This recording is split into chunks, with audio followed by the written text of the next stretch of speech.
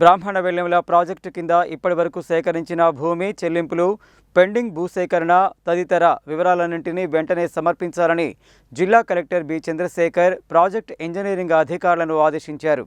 బ్రాహ్మణ వెల్లెముల రిజర్వాయర్, పంపు హౌజులను పరిశీలించారు. మంగళవారం జిల్లా కలెక్టర్ బి చంద్రశేఖర్ నార్కట్పల్లి మండలం బ్రాహ్మణ వెల్లెముల రిజర్వాయర్, పంపు హౌజులను పరిశీలించారు. ముందుగా బ్రాహ్మణ వెల్లెముల రిజర్వాయర్ చేరుకున్న జిల్లా కలెక్టర్ బ్రాహ్మణ వెల్లెముల ప్రాజెక్టు ద్వారా అందిస్తున్న సాగునీరు, ఇప్పటి వరకు అయిన పనులు, పెండింగ్ భూసేకరణ, ఇప్పటి వరకు భూసేకరణకు చేసిన చెల్లింపులు తదితర వివరాలను అడిగి తెలుసుకున్నారు. ఈ సందర్భంగా ప్రాజెక్టు పర్యవేక్షక ఇంజనీర్ భద్రు ప్రాజెక్టు వివరాలను జిల్లా కలెక్టర్కు తెలియజేశారు.